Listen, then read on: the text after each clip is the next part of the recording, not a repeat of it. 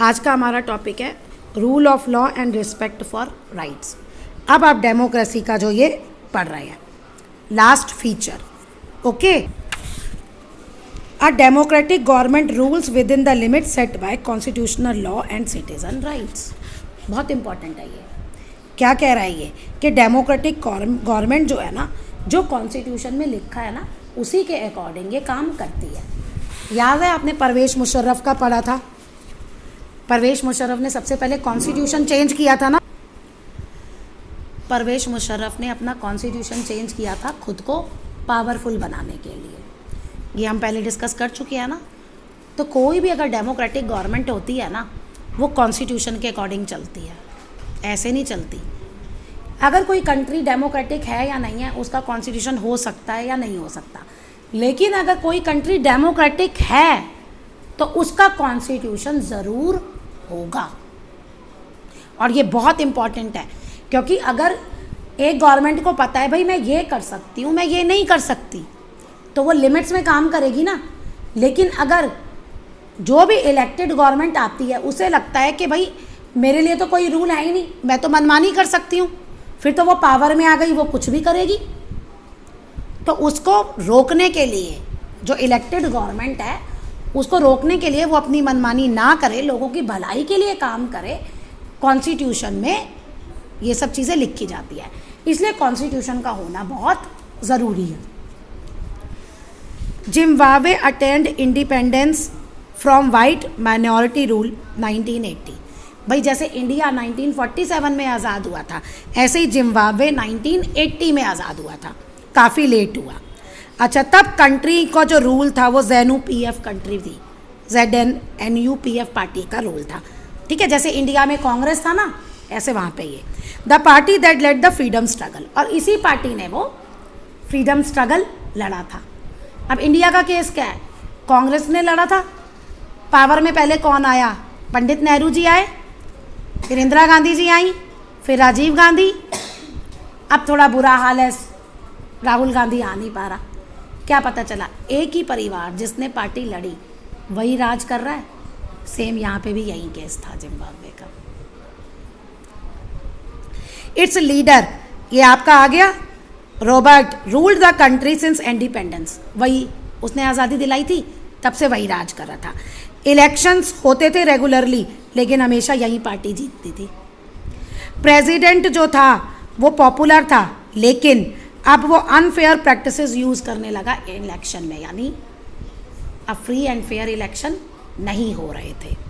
Over the year government जो थी उसने कॉन्स्टिट्यूशन चेंज किया बहुत बार अपनी पावर को बढ़ाने के लिए, and make him less accountable.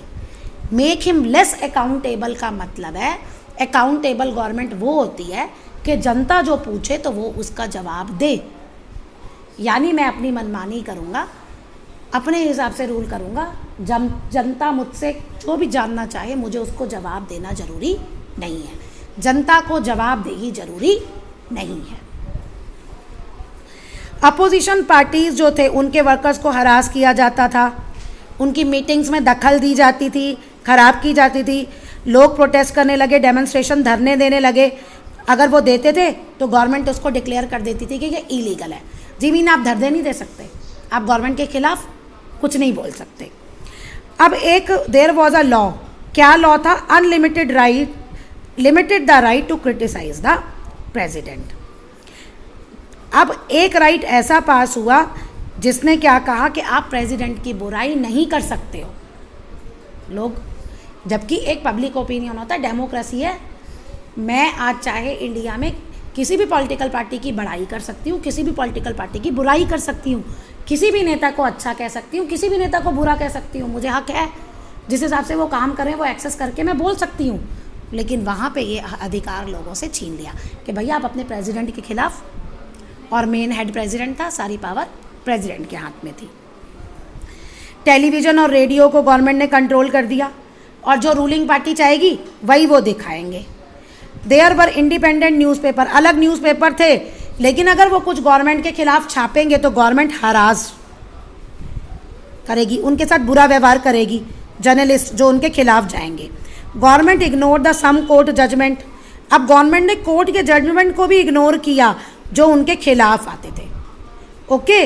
और वो क्या करती थी, जजेस को प्रेशराइज करती थी कि भाई जो तुम जजमेंट दोगे ना वो भी हमारे फेवर में दोगे, ये नहीं कहोगे हम गलत हैं। ही वॉज फोर्स्ड आउट, अब उसको कब हटा दिया गया, 217 में हटा दिया गया। तो अब जिम्बाब्वे क्या कहता है, example of Zimbabwe shows that popular approval of the ruler is necessary in a democracy. मान लो कि नेता है वो बहुत पॉपुलर है, पॉपुलर है तो मीन्स उसको लोगों ने ही चुन के भेजा, तो क्या फिर भी डेमोक्रेसी है? नहीं है। क्यों नहीं है? अगर वो जो कॉन्स्टिट्यूशन है उसके अकॉर्डिंग काम नहीं करता, वो अपनी मनमानी करता है, चाहे उसे जनता ने चुना है, चाहे वो पॉपुलर है, फिर भी हम उसे डेमोक्रेसी नहीं कहेंगे, क्योंकि वो जो कॉन्स्टिट्यूशन में लिखा है उसके अकॉर्डिंग काम नहीं कर रहा। आगे नेक्स्ट, अब देखिए क्यों, इट इज़ नॉट सफिशिएंट, ये जरूरी नहीं है। पॉपुलर गवर्नमेंट भी कभी कभी अनडेमोक्रेटिक होती है। Popular leaders can be autocratic, autocratic मतलब वो भी अपने चलाते हैं, डिक्टेटरशिप बन जाती है, मोनार्की बन जाती है। If we wish to access a democracy, अगर हमें डेमोक्रेसी के बारे में जानना है कि वहाँ डेमोक्रेसी है या नहीं है, तो it is important to look at election. तो हम कहाँ देखेंगे, इलेक्शन को देखेंगे। But is it equally important to look before and after election. आपने पढ़ा था ना, फ्री और फेयर इलेक्शन होने चाहिए, क्योंकि जो भी पार्टी, सभी पार्टी के इक्वल चांस होते हैं जीतने के, इक्वल चांस होते हैं हारने के, वो जरूरी है। लेकिन कहता है पहले और बाद में भी इलेक्शन के बाद देखो डेमोक्रेसी के लिए there should be sufficient room for normal political activity including political opposition, यानी कि पॉलिटिकल एक्टिविटी के लिए पूरी जगह होनी चाहिए।